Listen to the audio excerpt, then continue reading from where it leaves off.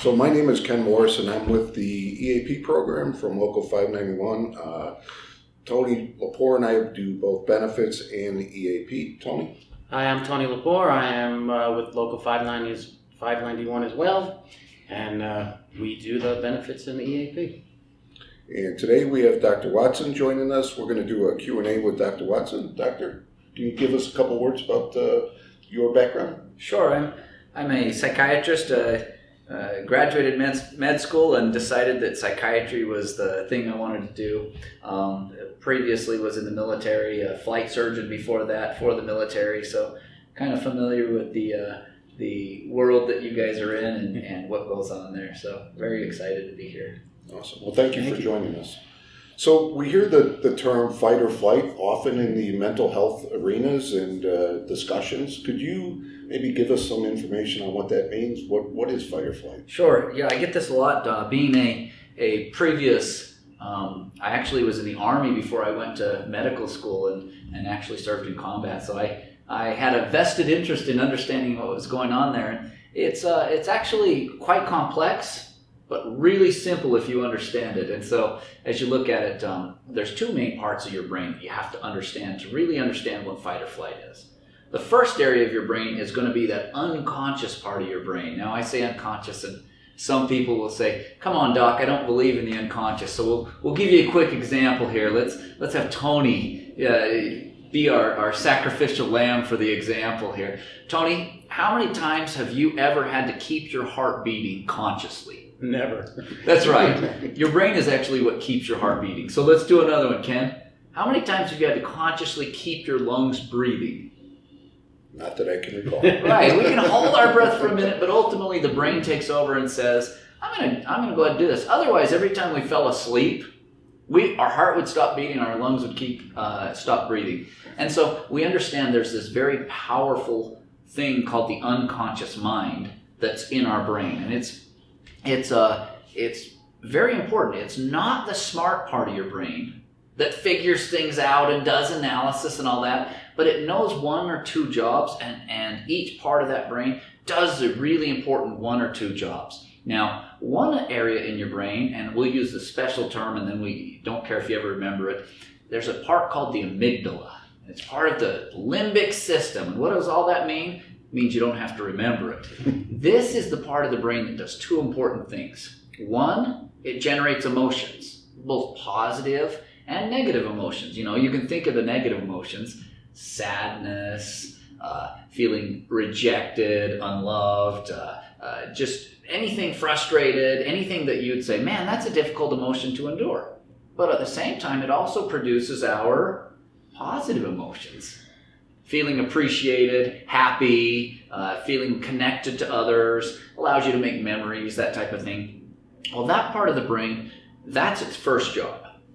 Now, it's in the unconscious part of your brain, and I'll give you an example. Many people try to control their emotions. But if we could control our emotions, if it wasn't unconsciously produced, much like the brain when it releases hormones, that's not a conscious thing. You don't think, I'd like a little more testosterone. Here we go, I'm releasing it. It doesn't happen. Same way we can't do emotions, because otherwise, Ken or Tony, which of you would choose sadness as the emotion of the day? We know we experience sadness. Now, you can choose behaviors or actions that are more likely to cause that emotion to happen, but you can't choose the emotion. Otherwise, none of us would choose a difficult life, but it exists. Now, that part of the brain, the emotional center, as I'll call the amygdala from here out so that we don't have to try to remember a fancy word, that emotional center has an on-call job. This on-call job is actually to identify anything that might be a threat in your world. That could be a physical threat, such as might I reach out and slap you right now? Well, I'm not going to, but is that a potential? And then the other things are emotional threats. Somebody that you love very much telling you they don't love you, or being rejected or embarrassed. Those are emotional threats. So its job is one thing and one thing only, to identify anything that might be a physical threat or an emotional threat. So Its job is not to say, this is a realistic threat and a danger for my current situation. It's not its job. Its job is just to say, that might be and that might be. Have somebody else analyze whether these are real threats or not, but I need you to know these two things need to be analyzed. That's it. Poses a problem. What part of the brain was that emotional center in? Conscious or unconscious? It's in the unconscious. Unconscious, yeah. So are we aware of our thoughts from our unconscious? Well, by definition, no. Otherwise, it wouldn't be unconscious.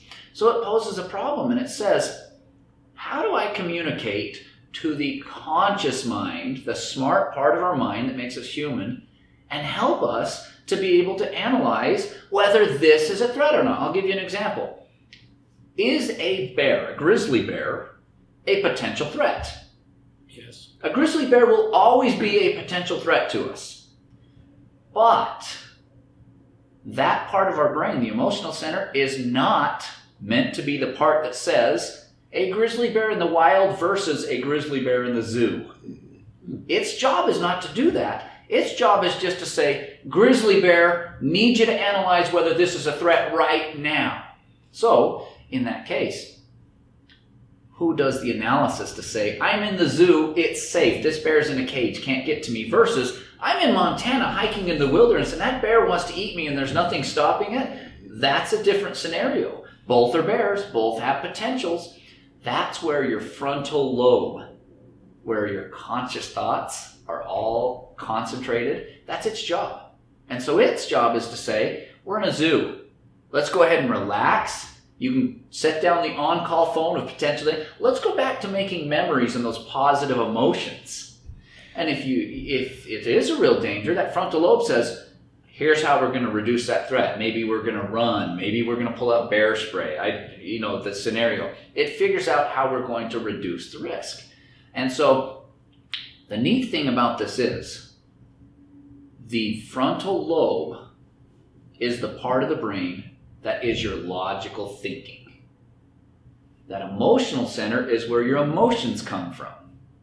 So when you get to a point and the frontal lobe says, that's not a real danger for our situation. That's a bear in the zoo, which is contained by a cage. Its job then is to reach to the back of the brain, to that unconscious part, and say, thank you, I've got this. This is not a danger today. Thanks for the heads up, there's a bear. But we're busy making memories with our kids or our friends or our grandkids. I don't know, whichever life circumstance applies to you. And we get to go back to making memories. Or it says, this is really bad. Now, when it is really bad, that part of the brain is the part that says, we need to reduce the risk in any way possible. And its attempt to reduce the risk is what we call fight or flight. And so as we look at that, the fight or flight is the emotional center saying, heads up, I've got a potential risk here that needs to be analyzed. And when it's hears or it's learned through past experience, oh boy, I think this is a risk, it engages that fight or flight. And it's actually sitting in that unconscious part of our brain right next to the brainstem where your heart rate is controlled, your breathing rate is controlled, and another important thing, where your adrenaline is released. Now, does anybody out there, when you start feeling these things, has anybody out there said, man, you're right, when I start getting nervous that there might be a threat, emotional or physical, my heart races, feels like I can't catch my breath. And when we describe all the things adrenaline does to our body, you're like, yeah, that describes my anxiety perfectly. And so what we're recognizing is the part of the brain that is not the smart, do the analysis part, has identified there is a potential threat. And at that moment, the frontal lobe has not analyzed it and told it, this is not a threat today. And so that's why some people that aren't quite good at doing analysis yet, they'll be in the zoo and immediately what will they feel?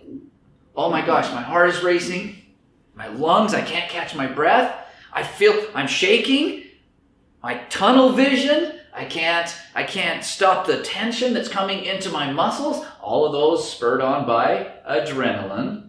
And they say, I've got to get out of here. So they're acting at that point on pure emotion. Have they taken the time to stop and analyze it using the smart part of their brain, or are they just running?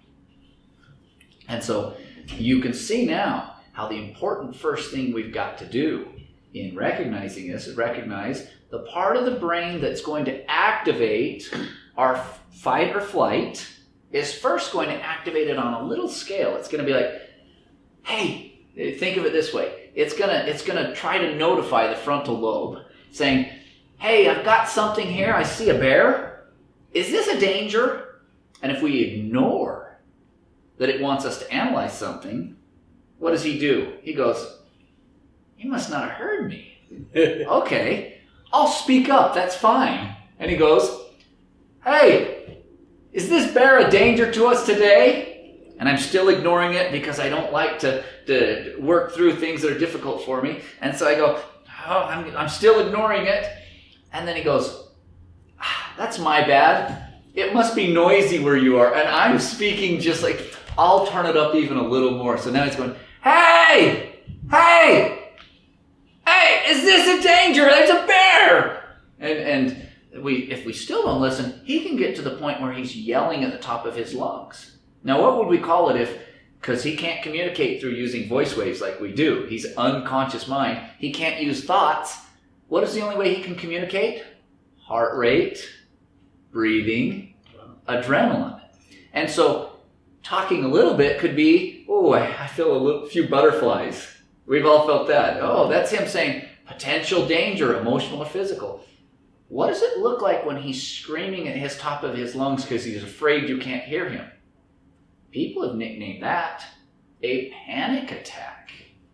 And so now we're seeing that fight or flight has exploded to, he couldn't hear me when I spoke, or I raised my voice, or even kind of loud. Now I'm having to holler at the top of my lungs. And so now the people are experiencing that hollering version of their heart rate going up to the point that they think they might be having heart attack.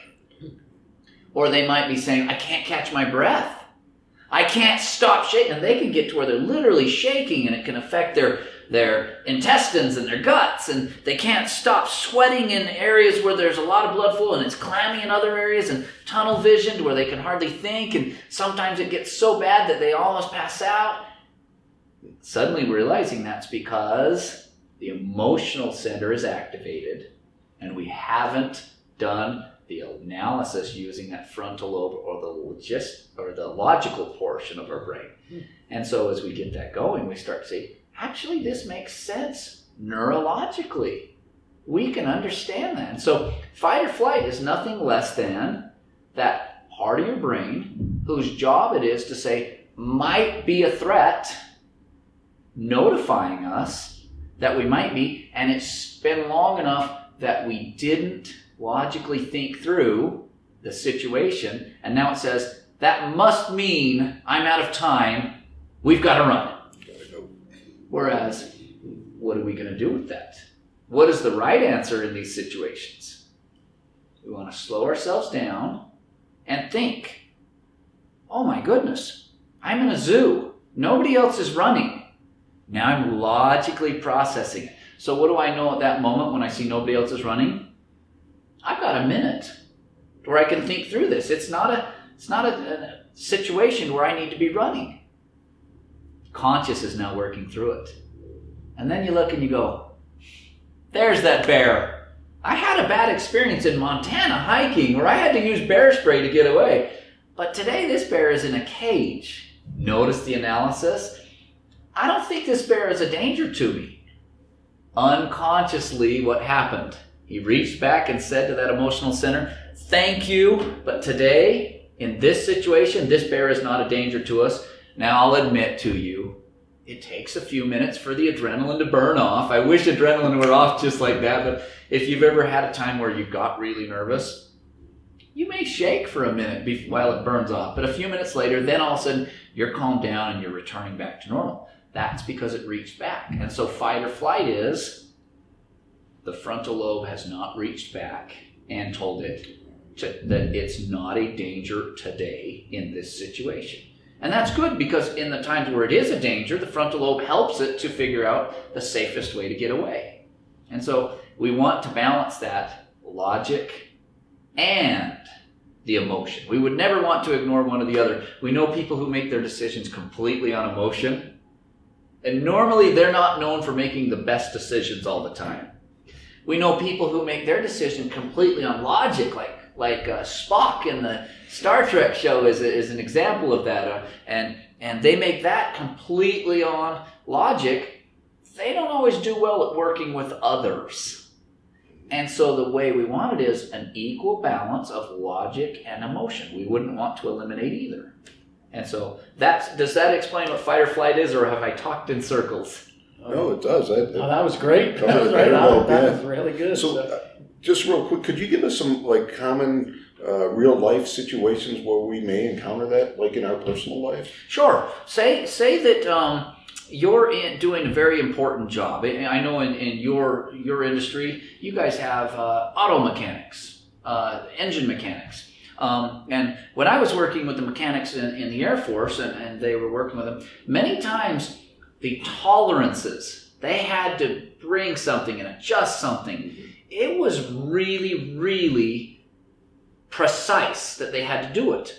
Is there a potential danger that you could mess up and create huge problems right there? So it could be something as simple as, did I correctly torque this bolt to the correct specification? Or many times if my mechanics, they would then have to put a secure wire through the bolt to make sure that it didn't unravel mid-flight. And they would say, did I do that properly? Is it secure? And they would get worried. Well, what we do is, if you act purely on emotion, what are you going to start feeling? Nervous, is a plane flight going to be derailed on my account, and will I get in trouble? Even worse, is somebody going to be hurt? It could be something that's simple. Maybe you make a simple mistake. You learn from it, you get it corrected. Okay, no big deal if you're using your logic, saying, I've learned from that, I can watch it. Now what if your boss says, now I'm watching you because of this? Is that a physical threat? No. Is that an emotional threat that you might be seen as not doing the job to the level you should? And then could you get to where your emotions start running away with it, and before you give that frontal lobe time to analyze the reality of it, you start reacting using only that emotional mind, which isn't the powerhouse of your mind. It does one job, it just says this maybe, but it's not good at thinking through and figuring out the best way to reduce the risk. So now if you let that fight or flight go unchecked and you're not balancing it, suddenly you say, I can't stop making mistakes. Because you're using that emotional mind, which is not the smarter one. And you're forgetting to balance that logical mind. And we let sometimes the fear of something going wrong intimidate us into not balancing both of those. Because it's uncomfortable to have to think, why am I so worried about this? Because I screwed up before. And that takes a lot of confidence to be able to look at yourself and say, because I screwed up before. So what if your life is struggling in some areas to where you're low on energy and confidence at that moment? We all have times where our confidence goes up and down. What if I catch you at the bottom? Is there a chance you act emotionally? Are you using your best part of your mind at that moment? And so could you then get things spiraling by just responding to 100% the fight or flight potential risk? Whereas the person who is cognizant or aware of this can then stop themselves and say, whoa, I'm getting a little many. Let me go through my steps and balance this with logic. I know step 1 is to insert the bolt. I did that correctly. Step 2, tighten it hand tight, and I'm making it up clearly. Step 3 is, once it's hand tight, 1.5 turns. Okay, I'm good there. Now, I had young men when I was in the Air Force. They worked on nuclear missiles. And I had some of them that would tell me, I got to the end and I was so worried to where I then said, wait a minute. And they actually loosened a bolt, re-hand tightened it, went 1.5, logically went through it, and then they said in the end they could walk away saying, because the frontal lobe at that moment had reached back and said, normally this would be a danger, but today I slowed down, I used my conscious mind to go through the steps, I'm good to go. And so that is an example of when people can naturally, by caring, get themselves into that fight or flight mode, but then they can use their logic to make sure they're doing a good job or balancing the two. So did that answer your question? Yeah, thank We you call very that much. the bird dog phenomenon. Very prominent in our profession. Yeah, I saw it quite often working in the military with these young kids who were working on the nuclear missiles. There was no joke when it comes to nuclear missiles for some reason.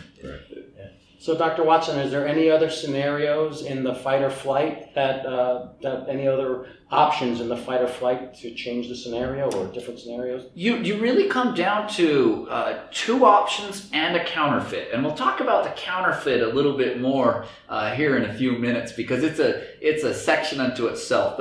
But you really do come down to, if you're well balanced, there's going to be two real options, and then that counterfeit. The first option is we can act on pure emotion, and that generally will work short term. I'll give you an example of a time where I needed to act on pure emotion. Before I was a doctor, I was in Afghanistan, and I was in a direct combat role in the Army. And there were times where I got in firefights where I thought either I defeat this enemy or I die. That's not a good time for me to start saying, let me process my emotions. Right now I'm taking fire and I'm feeling a little bit fearful and I'm worried because my family's back up. No, that is the time for me to use emotion and let emotion create anger and try to kill the person who is killing me so that I can survive and return to my family. And so that is the first option. And there are times where that is the appropriate thing. There's a second option, which is most of the time I wasn't in a firefight. And that type of response would have been really inadequate. And so, as we had another one where we're in Afghanistan, and all the vehicles that night, they were all diesel vehicles. The diesel had gelled. It got so cold in Afghanistan. Afghanistan's a mountainous area. It's not Iraq. And that night, it was probably 30 or 40 below. And we come out and they're all there. Now, if I had just reacted emotionally, none of the vehicles would start if something happened. So instead, what did we do? We realized if we can just get one of these vehicles started, we can then use it and pull the other vehicles in gear, because the other vehicles were little Ford Ranger trucks that the Afghans used. We could put them in gear and the pistons would pump and we'd be able to warm them up enough that the diesel would be able to do it, and then we could use that vehicle to jump start them and we would be able to get our vehicles going. So in that case, slowing down, figuring out which vehicle is the most likely to start so we'd have a running vehicle, and logically working through it was the best option. And so, and to even go farther, so those are my two options. On the second option, we were snowed in. The roads were so bad it wasn't safe, so we knew the Taliban weren't coming out to get us, and we weren't going out to get them because everybody was snowed in. And so we actually got the Humvees and found an old ammo can on a tank, which is the equivalent of about a 4-foot metal box. We made a sled out of it and used the Humvee to pull, and for many of the Afghans, it was their first sledding experience. Oh, wow. So we were able to then calm the amygdala, or that emotional center, and create a positive memory out of it. And I still have the videos of us pulling around in Afghanistan, Afghans in the sled, and I'm up in the turret of the Humvee videoing them. That's funny. Those were my two options. There were times where it was appropriate for me to use fight or flight to survive, and there were times where I needed to slow down the frustration and balance it with the logic of how am I going to reduce this risk of being stuck here with no running vehicles. And so, does that answer that? Yes, sir. And so I'm going to hold off on the counterfeit until we get to the next one.